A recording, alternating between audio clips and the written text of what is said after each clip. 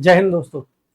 तो finally EPFO में vacancies तो नोटिफाई हो गई हैं और एक नया चेंज, एक बड़ा चेंज जो है, इस बार कंबाइंड रिक्रूटमेंट टेस्ट होगा। सीआरटी सीआरटी का मतलब ये है कि आपको दो अलग पेपर नहीं देने, आपको सिर्फ एक सिंगल पेपर अटेम्प्ट करना होगा।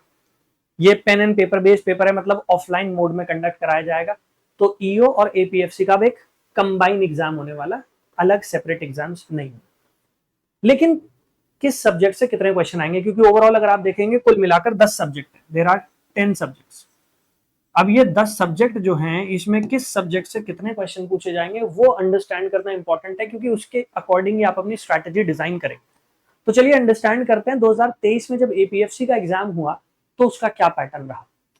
सबसे पहले अगर मैं एपीएफसी एग्जाम की बात करता हूं तो ओवरऑल ये जो एग्जाम कंडक्ट हुआ था, इस एग्जाम में 120 क्वेश्चंस आए थे, 120 से। ये 120 क्वेश्चंस जो थे, इसमें हर क्वेश्चन 2.5 मार्क्स का था। कुल मिलाकर इस पेपर का वेटेज था 300 मार्क्स, और यहां पर नेगेटिव मार्किंग भी थी -1/3।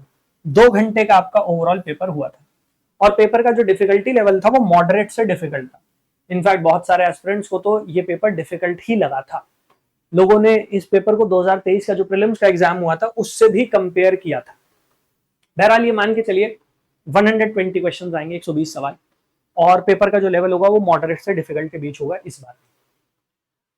अब यहाँ पर 10 आपके सब्जेक्ट है, किस सब्जेक्ट से कितने क्वेश्चन आप एक्सपेक्ट कर सकते हैं। 2023 में क्या हुआ था, 2023 की अगर आप बात करते हैं, सबसे पहले इंग्लिश का जो सेक्शन था, जनरल इंग्लिश, उसमें 15 to 20 क्वेश्चन आपसे पूछे गए थे। जो लेवल रहा था वो मॉडरेट था। अब ये इंग्लिश के क्वेश्चन ज्यादातर इंग्लिश में किन सेगमेंट से पूछे गए थे, किन सब टॉपिक से पूछे गए थे। तो 5 क्वेश्चन थे आरसी के, रीडिंग कॉम्प्रिहेंशन के। यहां पर जो फोकस था, focused on requiring inference and understanding. Actually UPSC prelims exam में, सीसैट के पेपर में जो आपसे कॉम्प्रिहेंशन पूछे जाते हैं, वहां पर इन्फ्रेंसेस ही पूछे जाते हैं। तो उसी फॉर्मेट के ऊपर यहां पर इन्फ्रेंसेस आपसे पूछे गए थे। फिर वोकैबुलरी में सिनोनिम, एंटोनिम टाइप के क्वेश्चन, ईडियम, फ्रेजेस, उस पर क्वेश्चन थे 4 से 5 क्वेश्चन। देन ग्रामर के ऊपर क्वेश्चंस थे, जिसमें sentence correction, fill in the blanks, इस टाइप के क्वेश्चन से 3 से 5 सवाल इससे पूछे गए थे। एंड देन क्लोज टेस्ट 2 से 3 क्वेश्चंस जो है वो इससे। सो ओवरऑल अगर आप देखेंगे 15 to 20 क्वेश्चंस आप एक्सपेक्ट करके चलिए कि इंग्लिश के सेक्शन में आपसे पूछे जाएंगे। ये 15 से 20 सवाल जो होंगे, इसमें डिफिकल्टी लेवल एटलीस्ट मॉडरेट तो रहेगा। इसमें कॉम्प्रिहेंशन टाइप के क्वेश्चन भी होंगे, और कॉम्प्रिहेंशन के साथ साथ वोकैबुलरी, ग्रामर, इसके क्वेश्चन भी आप एक्सपेक्ट करें।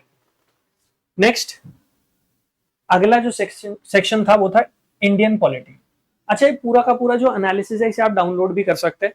इसका डाउनलोड का लिंक मैं आपको बता देता हूं कैसे आप डाउनलोड कर सकते हैं। गूगल पर जाइएगा, टाइप कर दीजिएगा हमारी वेबसाइट का नाम, यूपीएससी टॉपर्स हब। जब आप वेबसाइट के ऊपर आ जाएंगे तो यहां सबसे बॉटम में आके फ्री यूपीएससी स्टडी मटेरियल का सेक्शन आपको मिल जाएगा। जब आप फ्री यूपीएससी स्टडी मटेरियल पर आ जाएंगे तो यहां बॉटम पे UPSC EPFO previous year papers का सेक्शन दिया गया, यहां पर चले जाइए।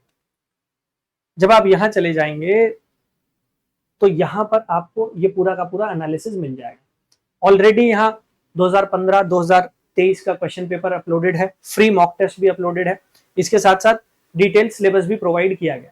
ये एनालिसिस भी यहां पर मैं अपलोड कर दूंगा, तो यहां से आप लोग डाउनलोड कर पाएंगे। ठीक है।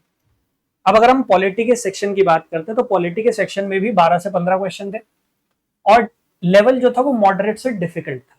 ऐसा नहीं है कि बहुत इजी क्वेश्चन आए थे, जैसे अगर आप एक्सपेक्ट करें कि एसएससी का पेपर आप दे रहे हो उस टाइप के क्वेश्चन नहीं, स्टेटमेंट बेस्ड क्वेश्चन थे।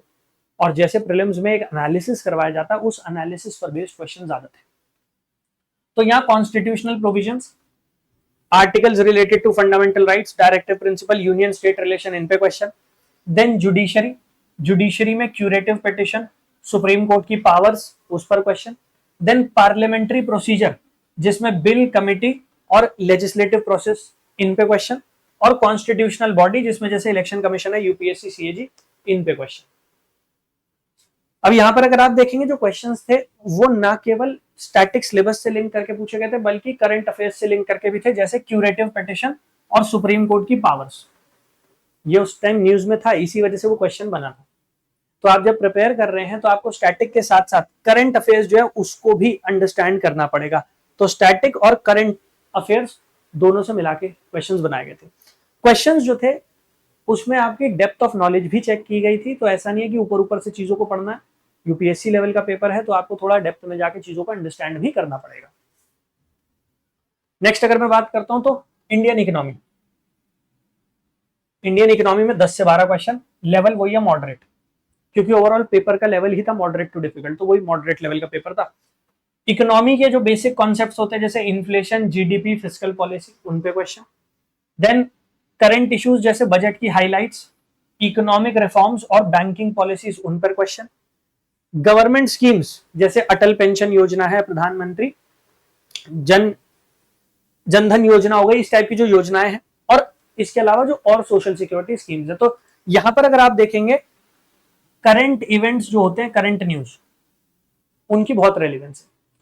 वो इस वजह से भी है कि जब यूपीएससी प्रीलिम्स का एग्जाम कंडक्ट करती है तो प्रीलिम्स के एग्जाम में भी यूपीएससी जो क्वेश्चन पूछती है इकोनॉमी के, वो करंट अफेयर्स ओरिएंटेड काफी होते हैं, तो इस वजह से भी वो उसकी रेलिवेंस हो जाती है, वो इंपॉर्टेंट हो जाता है। तो यहां पर याद रखिएगा कॉन्सेप्चुअल क्लैरिटी तो मांगेंगे वो, जिसके लिए आपको क्लास 11-12 की जो एनसीईआरटी है बेसिक वो कवर करनी है, लेकिन उसके साथ साथ इकोनॉमिक सर्वे बजट जो है वो भी इंपॉर्टेंट था। तो इस साल जो बजट आया, जो इकोनॉमिक सर्वे आया, वो भी आपके लिए इंपॉर्टेंट हो जाएगा इकोनॉमी के सेगमेंट में। Then you had Indian freedom struggle, 8 से 10 क्वेश्चन इसके थे, इजी से मॉडरेट था इसका लेवल। इस बार अगर मैं प्रीलिम्स एग्जाम की बात करता हूं तो प्रीलिम्स एग्जाम में हिस्ट्री का सेक्शन थोड़ा कंपैरेटिवली आसान आया पिछले कुछ सालों के कंपैरिजन में। तो आप इस एग्जाम में भी एक्सपेक्ट कर सकते हैं कि आपका हिस्ट्री का जो सेक्शन आएगा इस साल यूपीएससी आसान पूछ सकते हैं, क्योंकि प्रीलिम्स में भी उसने आसान ही पूछा है। यहाँ पर जो मेजर मास मूवमेंट है, गांधीयन मूवमेंट जैसे नॉन कॉपरेशन, सिविल डिसोबीडियंस और क्विट इंडिया मूवमेंट, उस पर बेस्ड क्वेश्चन थे। फिर गांधी, नेहरू, सुभाष चंद्र बोस जी, ये जो पर्सनालिटीज हैं उन पर क्वेश्चन पूछे गए थे।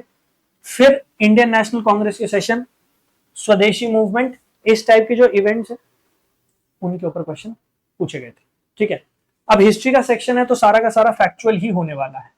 तो यहां पर तो आपको मॉडर्न इंडियन हिस्ट्री अच्छे से कवर करनी पड़ेगी। फ्रीडम स्ट्रगल के नाम से वो टॉपिक दिया गया है, तो हमारे यहाँ यूपीएससी में उसे मॉडर्न इंडियन हिस्ट्री का सेक्शन माना जाता है, तो उसको आपको अच्छे से कवर करना है। स्पेक्ट्रम की बुक आती है, उससे आप बढ़िया तरीके से उसे कवर कर पाएंगे। फिर अगर हम बात करते हैं जनरल मेंटल एबिलिटी और क्वांटिटेटिव एप्टीट्यूड, तो 15 से 20 सवाल इसके थे, मॉडरेट लेवल के क्वेश्चन थे। क्वांटिटेटिव एप्टीट्यूड की अगर मैं बात करता हूं तो यहाँ पर अर्थमेटिक्स से क्वेश्चन थे काफी, परसेंटेज हो गई, प्रॉफिट लॉस हो गया, टाइम एंड वर्क, मतलब ये क्वेश्चन बहुत ज्यादा डिफिकल्ट नहीं थे। अगर आपने बेसिक सीसैट कवर किया तो आप इन्हें हैंडल कर सकते हो। जो 2023 से 2025 का सीसैट का पेपर आया है उससे तो आसान ही थे क्वेश्चन।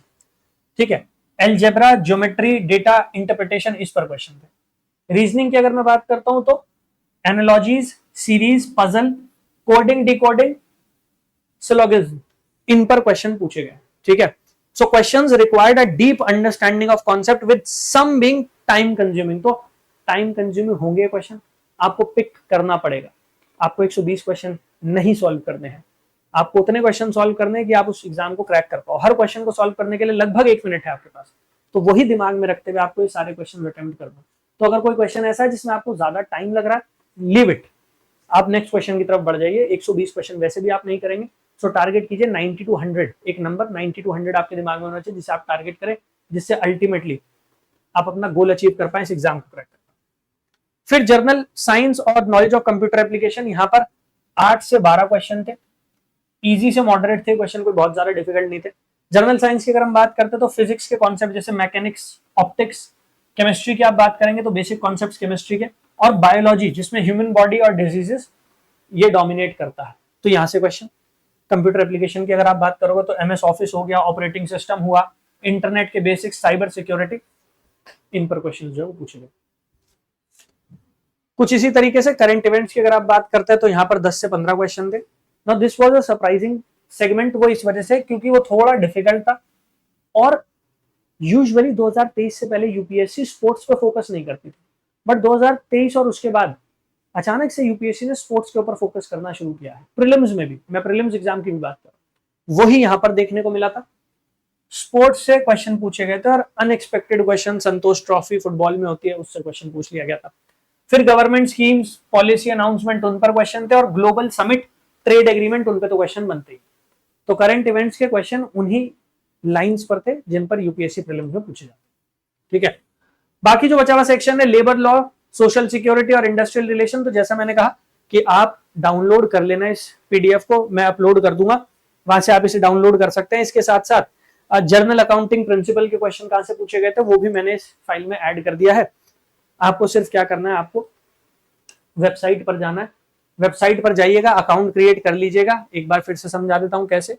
यूपीएससी टॉपर्स हब हमारी वेबसाइट है, वहां चले जाइएगा, यहां नीचे की तरफ फ्री यूपीएससी स्टडी मटेरियल के सेक्शन पर आ जाइएगा, वहां पर सबसे नीचे की तरफ यूपीएससी ईपीएफओ के पेपर्स है, वहां आ जाइएगा। यहां बिल्कुल एंड में आपको रात तक अपलोड हो जाएगी ये फाइल, वहां से आप डाउनलोड कर लेना। ठीक है, और हाँ, अकाउंट बना लेना, उसके बाद डाउनलोड कर पाओगे। अकाउंट क्रिएट करने के बाद अगर वो कहे कि आपको कोर्स परचेज करना, तो घबराना मत, कोई पैसा आपको पे नहीं करना, बस उसे ऐड टू लाइब्रेरी कर लेना, 0 रुपये पे करना पड़ेगा आपको। ठीक है, तो चिंता मत करना। ऑल राइट, चलिए, इसके अलावा कोई भी डाउट होगा तो वीडियो के नीचे जरूर पूछ लीजिएगा, कोशिश करूंगा एक नई वीडियो बना दूं वो डाउट क्लियर करने के लिए। थैंक यू, जय हिंद।